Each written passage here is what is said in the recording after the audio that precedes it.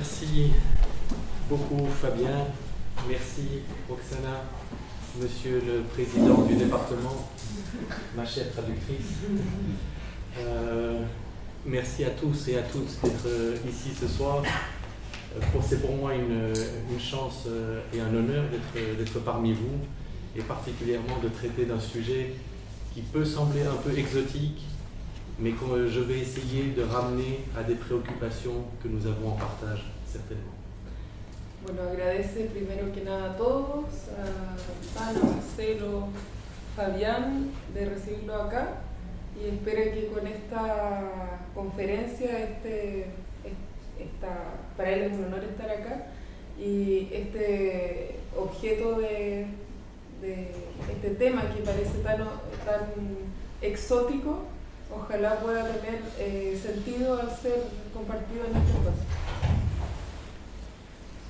Ce dont je voudrais parler ce soir, c'est évidemment d'un mot qui semble familier, qu'on a entendu en tout cas, la charia, mais un mot dont les significations sont probablement plus compliquées qu'il n'y paraît à première vue. La palabra en la que se va a basar la conferencia de hoy día es la sharia, y es una palabra muy compleja a primera vista, pero la idea es tratar de contextualizarla y poder acercarlo. Je vais commencer par une citation, la citation de quelqu'un qui est devenu le chef de gouvernement du royaume du Maroc et qui était issu lui-même d'un parti politique islamiste, donc de tendance politique islamiste, et je voudrais citer ce qu'il nous dit de la charia dans un instant. Oui. En primer lugar va a partir con una frase del jefe del gobierno de Marruecos, que tiene una tendencia islamista en relación a la sharia. Donc Abdelillah Ben Kiran nous dit: la charia aujourd'hui au Maroc, c'est le combat contre l'immoralité, contre la corruption, c'est trouver du travail aux gens, éduquer les citoyens. Entonces, la frase es: la sharia hoy día en Marruecos es el combate contra la inmoralidad, la corrupción, y es encontrarle trabajo a las personas y educar a los ciudadanos. La charia en tant que peine corporelle n'existe plus dans la nation depuis longtemps. La sharia en tanto que pena temporal no existe más en la nación desde hace ya bastante tiempo. Cette citation me semble particulièrement intéressante parce qu'elle nous dit que la charia n'est pas ce que l'on a l'habitude de penser qu'elle est, et que la charia, c'est un ensemble de questions de nature très variée et très différente des préjugés que l'on a habituellement. El interés de esta frase es que es una frase que abre la sharia y la desapega un poco de los prejuicios que escuchamos actualmente acerca de ella. Il nous dit que la charia est un thème du débat public. La sharia es un tema de debate público. Il nous dit que la charia est une interprétation plus qu'une vérité immuable. Nos dice que la sharia es una interpretación más que una verdad inamovible. Il nous dit que la charia a une dimension plutôt éthique que juridique. Nos dice que la sharia tiene una dimensión más ética que jurídica. Il nous dit que la charia a une nature politique. Y nos dice que la sharia tiene una naturaleza política. Il nous dit qu'elle a un ancrage historique et qu'elle évolue. Tiene una raíz histórica y evoluciona. Il nous dit plutôt ce qu'elle n'est pas que ce qu'elle est. Y nos dice más acerca de lo que no es que acerca de lo que es. On voit que dans la bouche même de quelqu'un qui est le représentant d'un parti islamiste, la charia est éloignée des caricatures que l'on a l'habitude de voir, qu'il s'agisse de l'État islamique, qu'il s'agisse des mouvements des frères musulmans, qu'il s'agisse aussi des dénonciations islamophobes que l'on observe dans beaucoup de pays occidentaux. Y también nos dice que la sharia en la boca de un político islámico va mucho más allá de las caricaturas que hemos escuchado de ella. Je ne peux pas prétendre ce soir, ni même si j'avais le temps, de vous dire intégralement ce que c'est que la charia. En revanche, je vais essayer de vous donner quelques petits éléments vous servant de guide, comme une sorte de carte de géographie qui permet de se repérer, de trouver son chemin, sans dire exhaustivement de quoi le pays est fait. Esta noche no pretende explicarles a cabalidad la sharia, sería imposible hacerlo, pero lo que sí es desplegar una especie de mapa referencial, como si fuese un mapa geográfico, para ubicarnos en relación a ciertos conceptos de la sharia. Je ne vais pas vous dire ce qui est vrai et ce qui est faux à propos de la charia. Je ne vais pas avoir une attitude corrective. Je vais plutôt tenter de vous dire ce que les gens font de la charia. Je ne vais pas adopter une posture religieuse disant ce que la charia est. Je vais adopter une posture de science sociale, une posture critique qui cherche à décrire ce que les gens en font.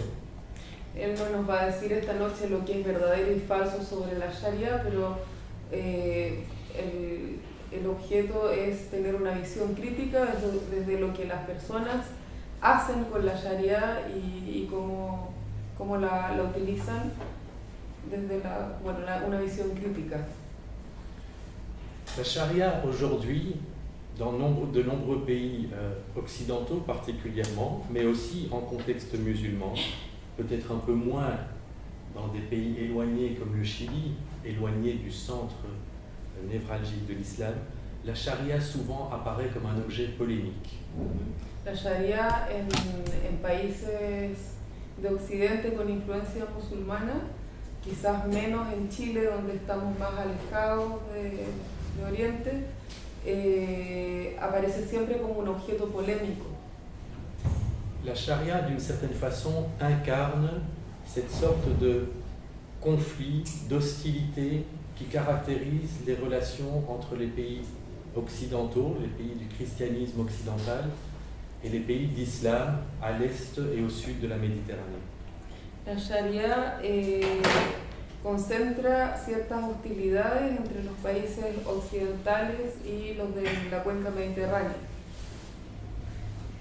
Souvent, quand on regarde ce que l'on fait faire à la charia dans les pays occidentaux, on constate qu'elle a une double fonction, celle de repoussoir et celle de faire valoir. Lo que cuando se habla de sharia en los países occidentales, generalmente nos vemos en una dicotomía entre un rechazo y un valor. Hay como... Mais plus exactement, un repoussoir, c'est-à-dire une sorte d'épouvantail, c'est quelque chose qui est censé effrayer le monde occidental. En el sentido del rechazo, se ve un poco como un espantapájaro, algo que le da miedo al mundo occidental. Mais c'est aussi un faire-valoir au sens où, en montrant les soi-disant faiblesses du monde musulman, on met davantage en valeur le monde occidental lui-même. C'est un faire-valoir, c'est-à-dire que cela met en évidence le monde occidental dans une attitude un peu narcissique, on se regarde soi-même. Y a su vez, desde el punto de vista del mundo occidental, es algo que lo hace en el fondo sentirnos narcisamente como occidentales, como mejores que esto que estamos criticando. Entonces, algo que pone en valor desde cierto punto al mundo occidental.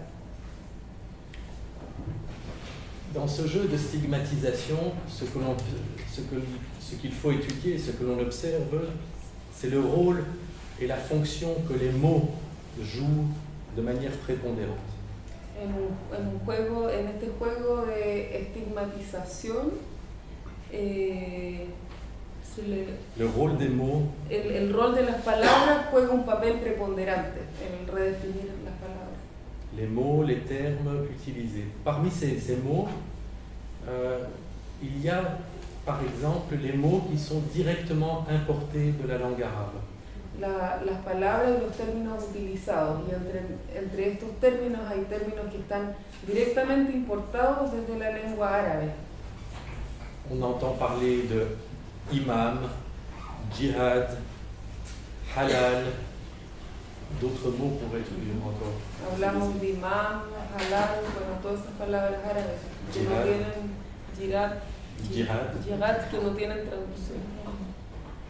Quand on utilise ces mots, il ne faut pas croire que l'on désigne, en espagnol ou en français ou en anglais, que l'on désigne quelque chose d'une manière technique. Cuando escuchamos estas palabras, no estamos definiendo algo de una forma técnica. En fait, on dit des choses que ces mots sont censés véhiculer bien au-delà du son lui-même ou de la lettre elle-même. On connote le discours en utilisant ces mots. En el fondo estas palabras sirven para connotar un discurso, darle una connotación al discurso más allá de ir al significado de ella real. Je me rappelle, lors de la Deuxième Guerre du Golfe, au début des années 90, je me rappelle une nouvelle que j'ai entendue à la radio qui disait Saddam Hussein a appelé les musulmans au djihad. En la Segunda Guerra del Golfo, en los años 90, se citó a Saddam Hussein diciendo que appelé les musulmans au djihad. A los musulmanes al jihad. Je me suis demandé qu'est-ce qu'un auditeur ordinaire qui entend cette nouvelle peut comprendre au mot djihad. Y él se preguntó qué puede entender un oyente más o menos iletrado en el fondo de esta palabra jihad. Il était évident qu'il ne pouvait pas comprendre le sens technique du mot djihad, qu'il ne pouvait pas comprendre que le djihad, c'est l'effort de promotion de l'islam qui peut être fait par l'épée, par les armes, aussi bien que par la langue, la capacité de conviction. Y en el fondo esta palabra jihad técnicamente nadie la iba a entender, y es una palabra que se puede entender como una reivindicación del Islam, ya sea por las armas o por la cultura. Et ce que l'auditeur moyen entend, c'est que l'islam est caractérisé par une forme d'action violente qui s'appelle le djihad et qu'on va d'ailleurs traduire souvent par guerre sainte. Y este auditor medio lo que entiende es la jihad como esta acción por las armas o guerra santa. Ce faisant, en utilisant un mot d'arabe, on a dit beaucoup plus que ce que ce mot veut dire, ce simple mot veut dire. On a emporté avec soi tout un halo de significations, tout un ensemble de significations qui sont en général d'ordre péjoratif.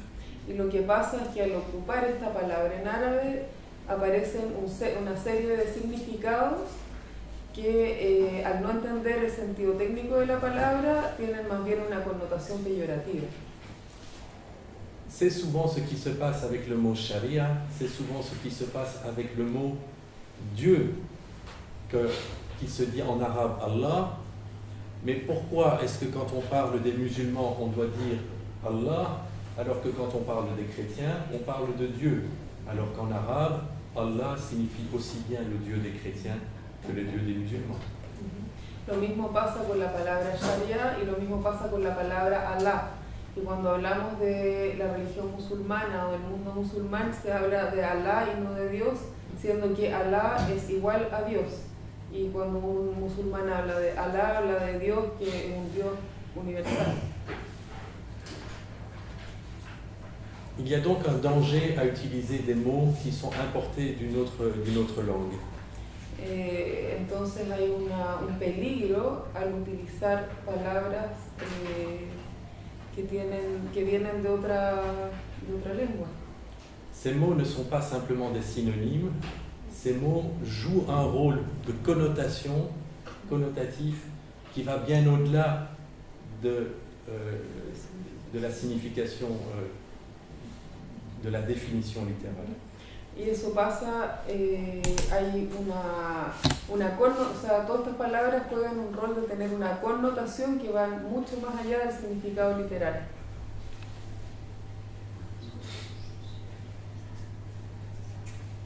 Le mot charia, c'est avant tout un mot d'arabe que l'on retrouve dans des sociétés à majorité musulmane. La palabra sharia es una palabra que encontramos en la mayoría de las sociedades musulmanas. Est-ce que cela veut dire pour autant que dans ces sociétés musulmanes, le mot sharia a un sens unique, un sens homogène? ¿Y esto acaso querrá decir que esa palabra tiene un sentido homogéneo para todas estas sociedades? Es una pregunta. Si l'on fait référence à ces sources importantes de la charia que sont le Coran et la tradition, on remarquera qu'il y a avant tout une multiplicité de lectures qui sont possibles. Si hacemos referencia a las fuentes de la Sharia, que es el Corán y la tradición, nos damos cuenta de que hay una multiplicidad de interpretaciones posibles. Autrement dit, la parole révélée, le Coran, les dires et les faits et gestes du prophète, la sunna, la tradition, ont donné lieu à des interprétations extrêmement variées, multiples, plurielles. Dicho de otra manera, el Corán y la tradición dan pie a una multiplicidad de interpretaciones posibles. Mais aujourd'hui, évidemment, nous vivons à une époque où l'islam et les mots qui sont associés à l'islam ont trouvé une vigueur toute particulière, avec l'effet de la modernité, avec l'effet du colonialisme, avec l'effet de l'impérialisme, avec l'effet de la pauvreté, du développement, du pétrole, d'effets extrêmement multiples et variés. Hoy en día estas palabras que vienen del Islam tienen efectos múltiples y variados en relación a la economía, à l'ensemble, aussi bien au colonialisme, a los contextes politiques, économiques, culturels, en los que vienen apareciendo. Qui malheureusement est un contexte essentiellement conflictuel. Que generalmente es un contexto de conflicto. Et face à une série de difficultés, parfois d'échecs des sociétés arabes et musulmanes, souvent l'islam et la charia ont été invoqués et ont été reconfigurés, réinterprétés d'une manière qui est plus conflictuelle. Frente a un contexto de ruptura de la sociedad islámica, estas palabras aparecen como confrontadas a un contexto de conflicto. Parmi les facteurs qu'on peut identifier dans cette visibilité que la charia a ou a retrouvée aujourd'hui, on peut citer la colonisation. Entre los factores que podemos identificar están la colonización, les indépendances et la création d'États nouveaux, las independencias y la creación de estados nuevos, les migrations, las migraciones, la globalisation, la modernité et la postmodernité. La modernidad y la postmodernidad. Ce qu'on observe, c'est que l'islam est souvent utilisé aujourd'hui à des fins politiques dans ces pays à majorité musulmane. Lo que observamos es que el Islam está casi siempre utilizado con fines políticos en estos países musulmanes. cette interprétation politique de l'islam n'est évidemment pas la seule interprétation possible, ni même la seule interprétation qui existe. Les interprétations, je l'ai dit, sont multiples et elles peuvent être de type politique, elles peuvent être au contraire opposées à l'intégration de l'islam dans le jeu politique. Y esta interpretación política es claramente no la única interpretación que tiene el Islam y que es mucho más amplio que eso. Un terme sur lequel il faut revenir brièvement, c'est le terme d'islamisme. Un término al que podemos llegar y describir brevemente es el término islamismo. L'islamisme, c'est à la fois quelque chose de positif et quelque chose de négatif dans le langage, évidemment, arabe, dans le langage des pays musulmans.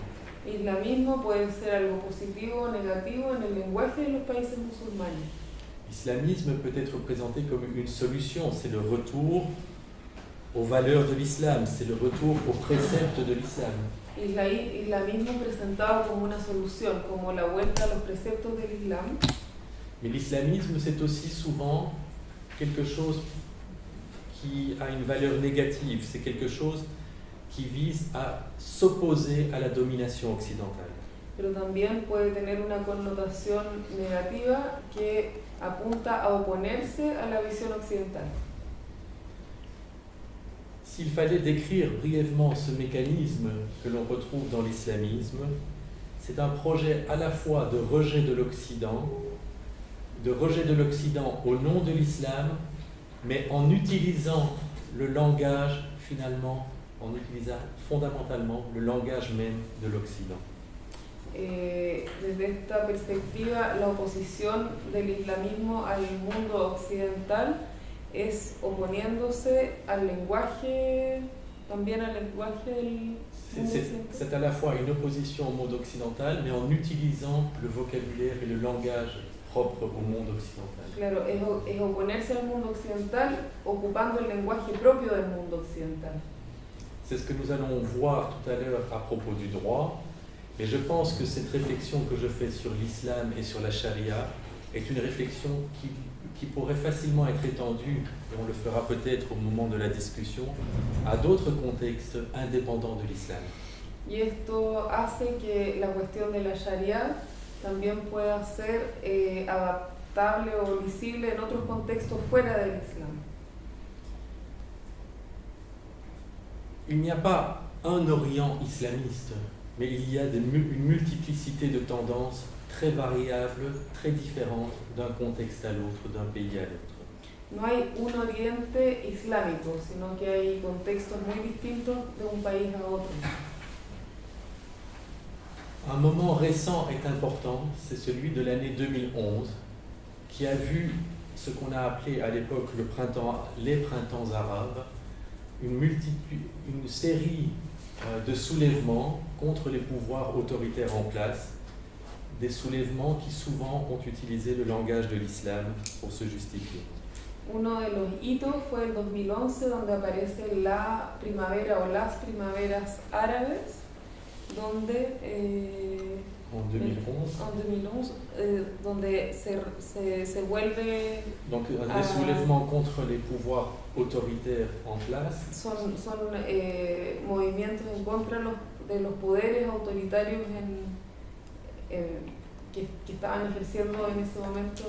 En utilisant souvent le langage de l'islam pour se justifier. Utilizando el lenguaje del Islam para justificarse.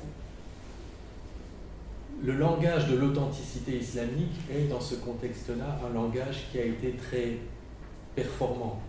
El lenguaje de la autenticidad islámica en ese momento es un lenguaje que fue muy performant, como dinámico, así como eficaz. Sí. En même temps, ce qu'on a observé, c'est un jeu où les États autoritaires répondaient aux oppositions islamistes ou inversement, les oppositions islamistes répondaient aux États autoritaires. Y en ese momento se vio la respuesta de los estados autoritarios a las oposiciones islámicas y viceversa. on a observé l'existence d'un islamisme d'État. Se observó la existencia de un islamismo de Estado, Ce qui nous montre que ce n'est pas tant l'interprétation de l'islam et de la charia qui était en jeu que des luttes pour le pouvoir. y eso nos muestra que no era la interpretación de la Sharia lo que estaba en la pelea, sino que más bien una lucha de poder. La référence à l'islam dans le monde d'aujourd'hui, c'est pourtant une référence qui ne fonctionne pas dans la bulle de l'islam, mais au contraire une référence qui est tout à fait liée au phénomène de globalisation, aux différents répertoires auxquels nous, comme eux, faisons référence dans notre action quotidienne. Je peux reprendre si c'est Oui, sí. La référence à l'islam ne se passe pas dans une bulle indépendante de ce qui se passe dans le reste du monde. La referencia al Islam no está en una burbuja independiente del resto del mundo. C'est ce que j'ai voulu illustrer avec ma diapositive, où la référence à l'islam est évidente, puisqu'il est question de halal, il est question de Ramadan, il est question donc du mois sacré de jeûne des musulmans, qui a lieu pour l'instant. Referencias al Islam en el mundo occidental es, por ejemplo, el halal, que es la forma de matar los corderos o la carne. Et le Ramadan, qui est le mois Ramadán, sacré. que es el mes sagrado donde se hace el ayuno en el día. Et nous voyons en même temps que cette référence à l'islam est intégrée à des références au consumérisme, Y son referencias que están conectadas con el mundo del consumo à l'économie de marché, o la economía de mercado aux multinationales de Voilà. l'alimentation. o a las multinacionales de la alimentación. Ce n'est qu'un exemple parmi d'autres. Es solo un ejemplo. Donc l'islam ne fonctionne pas en autarcie, l'islam fonctionne à travers le monde globalisé, qui est le monde que nous avons tous en partage. El Islam no funciona en autarcía, sino que funciona integrado al mundo global que todos compartimos. C'est vrai par exemple de ce qu'on appelle le droit musulman. Es verdadero, por ejemplo, desde lo que llamamos el derecho musulmán. Avant le 19e siècle, les- oui, Antes del siglo XIX, parler de normes dans le contexte musulman ne se faisait pas en termes de droit. antes del siglo XIX no se hablaba de normas en contexto musulmán de derecho. No estaba integrada la norma musulmana al derecho. Cela se faisait en termes de charia, cela se faisait en termes de fiqh, cela se faisait dans les termes propres à la pensée musulmane. Esto se hacía en el contexto de términos propios al pensamiento musulmán, la sharia, el fiqh, Mais cela ne se faisait pas dans les termes qu'on appelle droit, derecho, law, recht, les termes que l'on connaît dans le monde occidental pour désigner cet objet spécifique qu'on appelle le droit. pero no había una equivalencia para definir este objeto específico que en nuestra cultura llamamos derecho.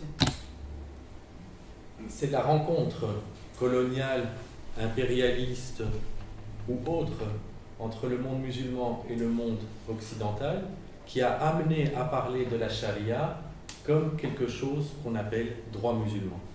Es el encuentro entre el colonialismo, los imperialismos con el mundo musulmán que saca la sharia como derecho musulmán. O sea, Je reviendrai sur cette question tout à l'heure. se habla de sharia como derecho musulmán en ese contexto. Voilà pour ce qui est, je dirais, de cette carte que je voulais vous proposer pour vous repérer par rapport au mot charia et à tous ceux qui sont utilisés dans le même ordre d'idées. Esto es más o menos el mapa conceptual para situar la sharia en este orden de ideas. Je voudrais maintenant, en 10 points, vous proposer une visite guidée rapide de l'univers de la charia. Y ahora en 10 puntos va a hacer una visita rápida en relación al universo de la Sharia. Le mot charia, c'est un mot d'arabe. C'est un mot d'arabe qui signifie la route qui mène à la source. Sharia es una palabra árabe que quiere decir el camino que lleva a la fuente. La source ici, c'est l'enseignement divin. La fuente en este caso es la enseñanza divina. Mais une fois que j'ai dit ça, je n'ai pas dit grand-chose. Pero una vez que digo esto, no he dicho mucho.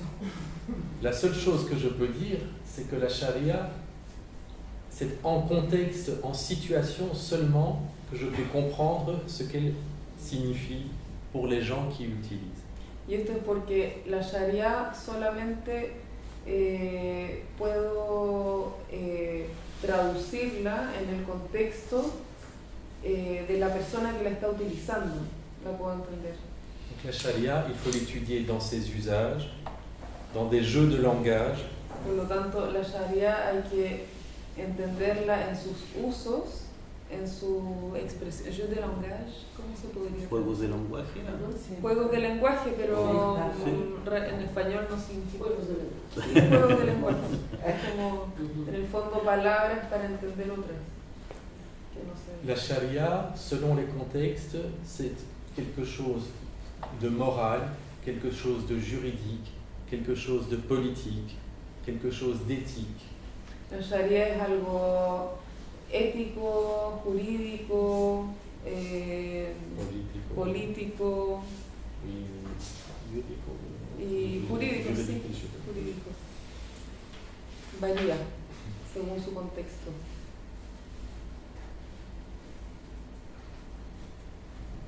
Classiquement, on considère que les sources premières de la charia sont le Coran et la tradition du prophète. Clásicamente, la fuente de la Sharia es el Corán y la tradición del profeta.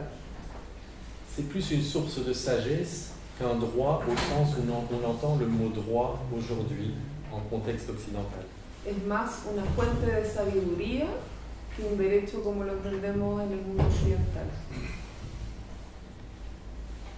On pourrait faire l'histoire de la révélation coranique, on pourrait faire l'histoire de la tradition prophétique. Je ne suis pas sûr qu'on ait le temps aujourd'hui de le faire, mais il faut se rendre compte que l'islam, comme n'importe quelle religion, ou comme n'importe quel fait social, a une histoire, a une historicité. Podríamos hacer la historia desde el efecto coránico de la tradición, pero el Corán, como, o sea,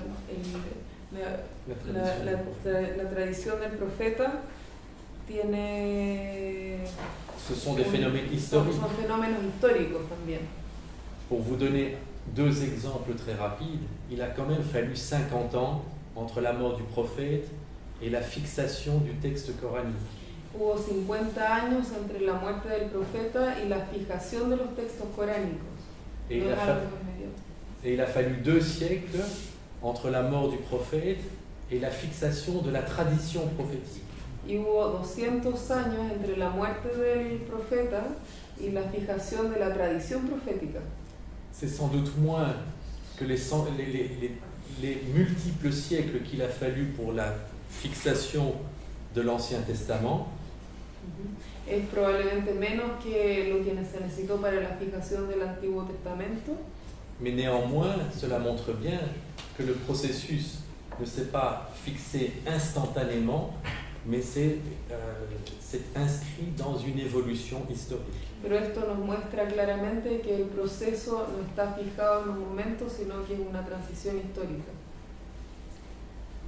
Dans l'histoire de l'islam, à l'origine, personne n'osait prétendre connaître la charia. En la historia del Islam, en el origen, nadie pretendía conocer la Sharia. Un des péchés fondamentaux en islam, c'est le péché qui consiste à associer quelque chose à Dieu. Uno de los pecados graves de la tradición musulmana es el pecado de asociar algo a Dios. Associer quelque chose ou surtout quelqu'un, associer un être humain à Dieu. Asociar a algo o asociar a un ser humano a Dios. Or, prétendre connaître la charia, c'était prétendre connaître l'enseignement de Dieu. Prétendre connaître l'enseignement de Dieu, c'est prétendre être équivalent à Dieu, puisqu'on en comprend la volonté profonde. Pretender conocer la Sharia era como pretender conocer la enseñanza de Dios y pretender ser equivalente a Dios. Et c'est pourquoi les savants de l'islam, en tout cas des premiers temps, préféraient parler de fiqh, F-I-Q-H. Y es por eso que los sabios del Islam en un principio preferían hablar de fiqh, que es como es otro término, no es Sharia. Qui est la volonté de comprendre autant que possible avec les ressources humaines ce que Dieu a révélé dans son enseignement. Que es la voluntad de entender lo más posible de nuestra humanidad lo que el Corán quiso revelar. Le fiqh, on peut l'appeler la doctrine islamique. Y el fiqh lo podríamos denominar la doctrina islámica. Le fiqh, comme la charia, c'est un processus historique qui a amené au développement de plusieurs écoles doctrinales dans la famille sunnite comme dans la famille chiite de l'islam. El fiqh como la Sharia derivaron en distintas escuelas, tanto chiitas como sunitas de la tradición islámica. Son escuelas doctrinales. L'islam a développé un savoir, un monde savant extrêmement sophistiqué. El Islam desarrolló un mundo de sabio extremadamente sofisticado. Dans le contexte musulman, on a aussi développé une science des fondements de la connaissance de la religion. En el mundo musulmán se creó una ciencia de los fundamentos del conocimiento de la religión. Cette science dit que la charia a 4 fondements. Esta ciencia dice que la Sharia tiene 4 fundamentos. Le texte coranique, la révélation coranique, El texto coránico, la revelación coránica, les faits et les gestes et les paroles du prophète, los efectos, los gestos y la palabra del profeta, ce qu'on appelle la tradition prophétique. o la tradición profética, lo mismo. Ça, ce sont les 2 sources substantielles de la Esas son charia. las dos fuentes sustanciales de la Sharia. Mais il y a aussi 2 sources secondaires, dérivées de la charia, qui sont plutôt des sources méthodologiques. Pero también hay dos fuentes secundarias que son fuentes metodológicas. C'est le consensus et le raisonnement par analogie. El consenso y el razonamiento por analogía. Vous voyez bien que ce sont des sources méthodologiques. Le consensus, c'est ce sur quoi nous sommes d'accord, ce sur quoi nous autres, les musulmans, nous sommes d'accord, est source d'autorité. Son fuentes metodológicas que apuntan a buscar sobre aquello en que estamos de acuerdo. Donc c'est comment arrive-t-on à une règle qui fait autorité? Par le biais du consensus. Comment arrive-t-on à une règle qui fait autorité? Par le biais d'un raisonnement analogique entre ce qu'il y a dans le Coran et la tradition et une autre situation semblable. En el fondo es cómo encontramos un camino para reunir en consenso las reglas, en el fondo como... Como llegamos a una regla, como nos ponemos de acuerdo sobre una regla. Para que sea de consenso general, pero traspasando la fuente de la tradición y del Corán de una manera más práctica. Donc, 2 façons de faire. Le consensus, on dit qu'une règle a une autorité parce qu'elle fait consensus parmi les musulmans. Decimos que una regla tiene autoridad porque fue consensuada entre la comunidad musulmana. On dit aussi qu'une règle fait autorité parce qu'elle est analogue à une règle que l'on trouve dans le Coran ou la tradition. Una regla tiene autoridad porque es análoga a una regla que encontramos en la tradición. Les livres qui font du fiqh, les livres de doctrine, sont extrêmement nombreux. C'est une littérature très abondante dans le contexte musulman. Los libros que son del fiqh son muy abundantes en la literatura musulmana, hay muchísimos libros. Que trouve-t-on dans un livre de fiqh? ¿Qué encontramos en un libro de fiqh? On trouvera d'abord des règles relatives au rituel, à la façon d'adorer de manière adéquate la divinité. En primer lugar encontramos una serie de reglas que nos dicen cómo adorar de manera a nivel de rito a la divinidad. Et on trouvera ensuite des règles qui organisent les relations entre les croyants eux-mêmes, entre les gens eux-mêmes. Y en segundo lugar encontraremos reglas para la relación de los creyentes entre ellos. Si vous voulez, on pourrait dire qu'il y a des règles d'un ordre vertical entre Dieu et les hommes. Hay reglas de orden vertical entre Dios y los hombres. Et des règles d'ordre horizontal qui correspondent aux relations des hommes entre eux. Y reglas de orden horizontal que corresponden a la relación de los hombres entre ellos. Les premières, on les appelle ibadat, les secondes, on les appelle mu'amalat. Mais je ne veux pas te demander. Las primeras las llamamos Ibadat. y las segundas Mu'amalat. C'est dans ces règles transactionnelles que la plupart de l'essentiel des normes qu'on appelle droit musulman aujourd'hui se retrouvent. Es en esas reglas de transacción que la mayoría del derecho musulmán se encuentra. Et surtout les règles que l'on retrouve dans le droit de la famille. Y sobre todo las reglas que encontramos en el derecho familiar.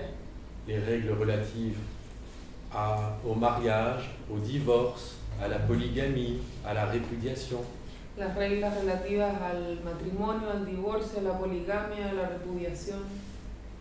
Ce sur quoi je voudrais surtout insister, c'est que toute cette pluralité d'interprétations qui existait dans l'histoire musulmane, En lo que quiero insistir es que toda esta pluralidad de reglas que existen en la historia musulmana, à travers le droit contemporain, la codification, ces règles plurielles, diverses, se sont retrouvées, fixées et sont aujourd'hui uniques, exclusives d'autres interprétations. todas estas reglas que eran diversas, múltiples y con muchas interpretaciones, hoy día se encuentran fijas en reglas más, o sea, sujetas como a una interpretación y se pierde esta diversidad. Là où il y avait une pluralité d'interprétations possibles, aujourd'hui, le droit impose une solution unique à l'exclusion des autres solutions qui seraient possibles. Ahí donde habían una multiplicidad de soluciones posibles, hoy día el derecho las reduce a una solución posible. Je voudrais intervenir brièvement sur un moment particulier qui correspond à ce que j'appelle l'invention du droit musulman. Ahora se va a referir al momento particular en el cual se inventó el derecho musulmán. Je ne dis évidemment pas que la charia a été inventée. Esto no quiere decir que la Sharia fue inventada.